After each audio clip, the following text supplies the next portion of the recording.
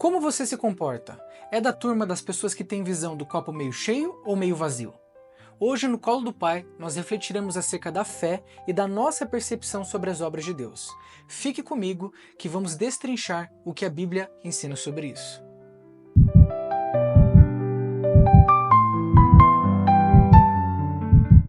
Cada pessoa tem a sua personalidade e a ótica no qual enxerga a vida.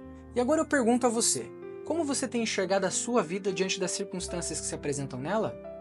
Será que você é o tipo de pessoa que se apega naquilo que é negativo, vivendo no pessimismo, na murmuração e sempre descontente em todas as coisas porque nada está favorável segundo os teus olhos?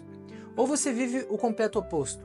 Uma pessoa que mesmo diante das dificuldades se apega no caráter de Deus e nas promessas dele para a sua vida, sempre buscando olhar tudo com a melhor ótica? A Bíblia diz em Mateus no capítulo 6, nos versículos 22 e 23, que se os nossos olhos forem bons, todo o nosso corpo será luz. Se, porém, os nossos olhos forem maus, todo o nosso corpo será trevas e quão espessas serão essas trevas. Dentre algumas interpretações para esses dois versículos, a que podemos aplicar para esse contexto é: se a ótica que nós enxergamos a vida for boa, todo o nosso corpo será luz. Se, porém, for mal, todo o nosso corpo será trevas, e quão espessas serão essas trevas, como ensinou Jesus. Então nós sabemos que a palavra de Deus ela é recheada de muitos exemplos positivos e negativos acerca daquilo que devemos ou não devemos fazer. E aqui eu peguei um grande exemplo de um homem que foi considerado segundo o coração de Deus por ter justamente o tipo de comportamento agradável ao Senhor que eu desejo compartilhar com vocês. Esta passagem se encontra no livro de Salmos, no capítulo 103, nos versículos 2 e 3, que diz: Bendiga o Senhor, ó minha alma, e não se esqueça de nenhuma de suas bênçãos. Quem satisfaz de bens a sua existência, de modo que a sua juventude se renova como águia. O livro de Hebreus diz que a fé é o firme fundamento daquilo que se espera e a prova daquilo que não se vê. Agora eu pergunto a você, será que você vive contente diante das circunstâncias? Ou você simplesmente espera que Deus faça tudo ser favorável na sua vida para você viver contente com aquilo que Ele prometeu para você? As Escrituras nos ensinam que Deus ele não precisa que nada seja favorável em nossa vida para transformar ela por meio dos seus milagres. Jesus, quando estava com seus discípulos, ele tinha somente 5 pães e 2 peixinhos, e ele multiplicou a ponto de alimentar mais de 5.000 homens, fora mulheres e crianças. Bem como também, em meio a uma tempestade, ele simplesmente repreendeu aquela tempestade para que os discípulos não naufragassem no mar da Galileia. Nós precisamos lembrar o Deus a quem servimos. Eu não sei qual dificuldade você tem passado hoje, mas eu peço a você que olhe para esses ensinamentos das Escrituras e aplique na sua vida aquilo que Deus nos ensina sobre uma vida de devoção a Ele e verdadeiramente confiança plena e genuína a ponto de gerar aquilo que mais precisamos, que é um coração agradecido. Existem muitos outros exemplos aqui nas Escrituras que eu quero citar para vocês, e o próximo exemplo é do apóstolo Paulo, que representa exatamente como tem que ser a nossa vida diante do Senhor. Ele diz em Filipenses no capítulo 4, nos versículos 11 a 13, o seguinte: Não digo isto como por necessidade, porque já aprendi a contentar-me com o que tenho, sei estar abatido e sei também ter abundância. Em toda maneira, em todas as coisas, estou instruído tanto a ter fartura como a ter fome, tanto a ter abundância como a padecer necessidade. Posso todas as coisas naquele que me fortalece. Aqui o apóstolo Paulo, que é a maior sombra do Novo Testamento depois de Jesus, nos exemplifica aquilo que é viver segundo o caráter de Cristo. Porque o nosso próprio Senhor Jesus padeceu em muito todas as coisas e não teve em praticamente nada uma vida favorável. Porém, Deus inundou a sua vida de milagres, prodígios e maravilhas, porque ele sempre viveu uma vida de conduta em confiança a Deus, mesmo quando nada parecia estar bem. No livro de 1 Tessalonicenses, no capítulo 5, no versículo 18, diz: Em tudo dai graças, pois esta é a vontade de Deus em Cristo Jesus para convosco. Como tem sido o seu comportamento em relação àquilo que Deus tem feito? Será que no momento da dificuldade você se assemelha ao povo que saiu do Egito, que mesmo depois de tantos milagres vividos, a cada nova dificuldade se esquecia de tudo aquilo que Deus fez e começava a reclamar de novo? Ou você, no momento das dificuldades da vida, consegue se apegar ao exemplo do apóstolo Paulo e de Silas, que em meio à prisão, após tantos açoites, estando sozinhos na madrugada, começaram a glorificar a Deus diante daquela circunstância completamente desfavorável? Nós precisamos olhar para esses exemplos e ensinamentos bíblicos para conduzir a nossa vida conforme aquilo que é agradável aos olhos de Deus. A Bíblia diz que aqueles que são nascidos de Deus são governados e dirigidos pelo Espírito de Deus.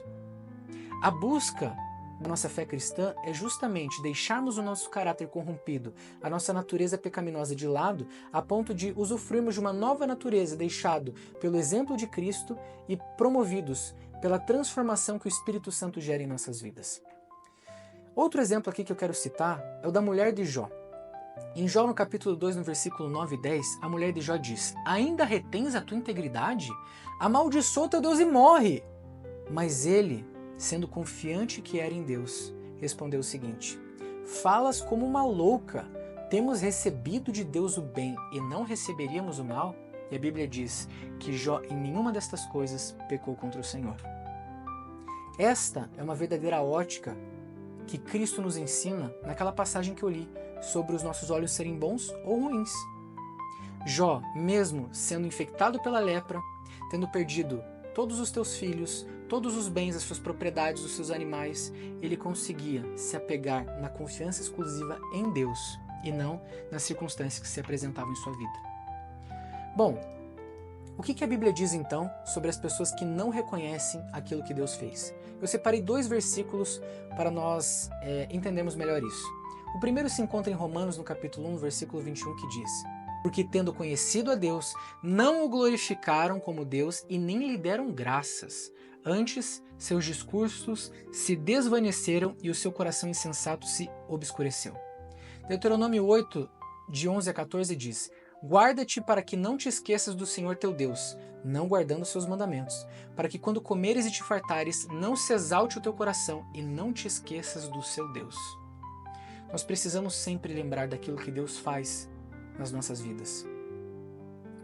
E aqui eu separei outros exemplos de ingratidão.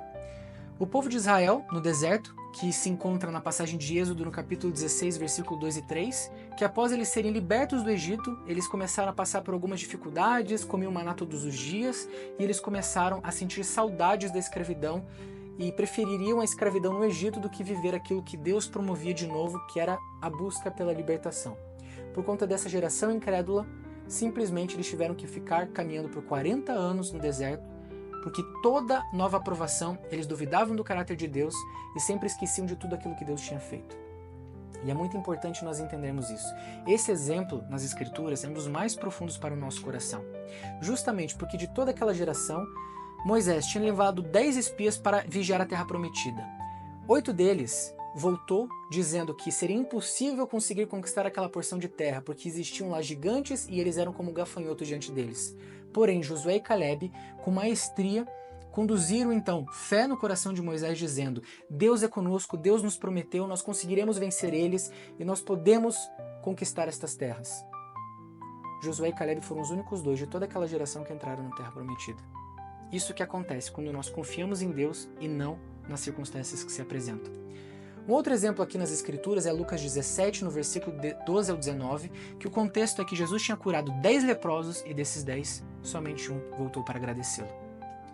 Bom, ainda assim muitas pessoas acabam encontrando algum motivo para conseguir reclamar. E eu gostaria de só contextualizar uma coisa muito importante.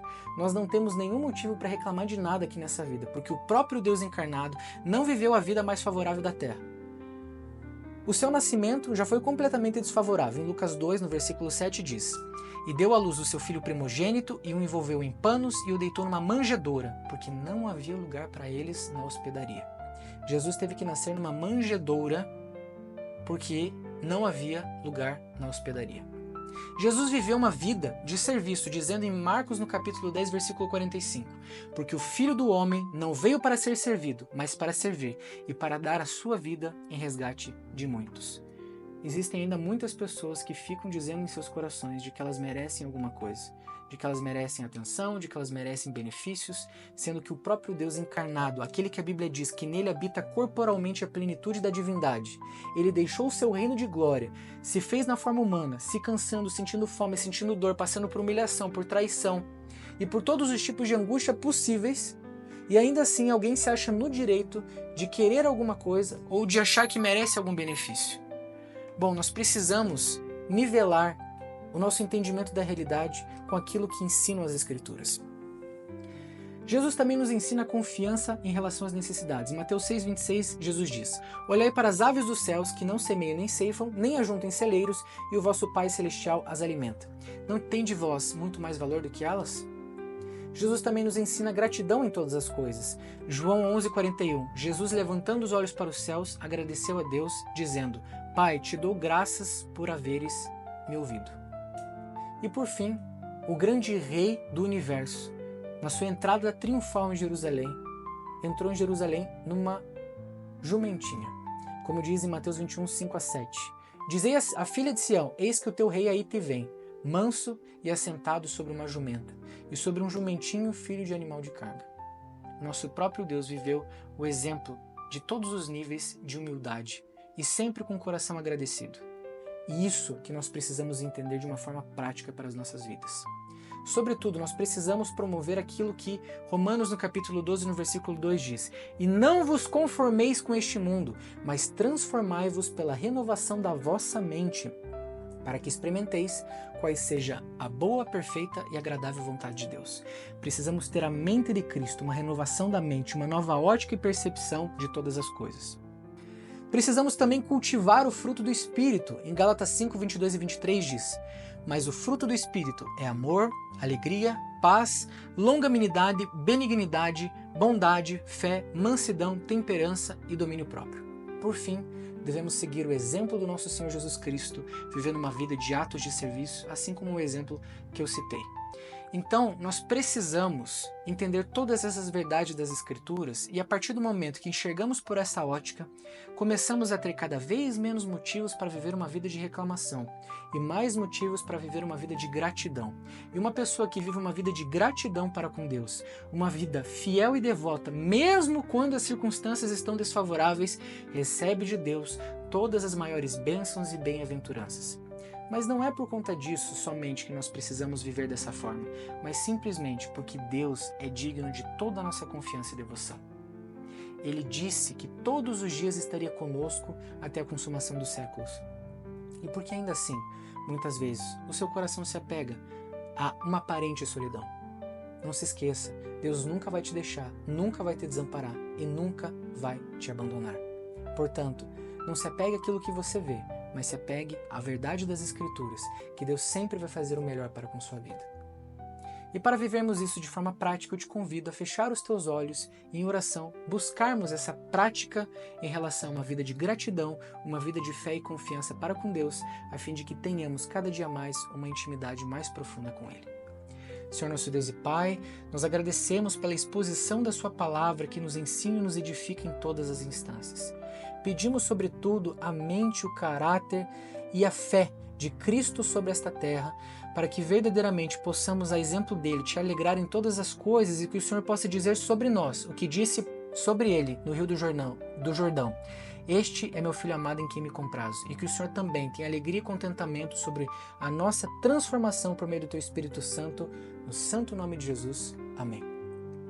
E se essa passagem te impactou de alguma forma, e você entende que ela também pode ser benéfica para outras pessoas, por gentileza, compartilhe o link desse vídeo para edificar a vida de mais pessoas e que possamos então propagar a palavra do Evangelho adiante, para que mais corações sejam tirados de todo o pessimismo, de toda amargura, de toda tristeza, para viver uma vida de abundância, de paz, de bem-aventurança e de confiança plena e intimidade para com Deus. E também, se você deseja compartilhar conosco, enriquecer a nossa fé com algum testemunho que você lembrou ou que você entende que precisa viver a partir de agora, por favor, enriqueça a nossa fé compartilhando aqui nos comentários. Eu agradeço pela sua presença até aqui e que Deus te abençoe. Desejo que a paz inabalável que excede todo entendimento seja sempre contigo no santo nome de Jesus. E nós te esperamos amanhã novamente às 6h15 da manhã, no melhor lugar onde você pode começar o seu dia, que é o colo do Pai.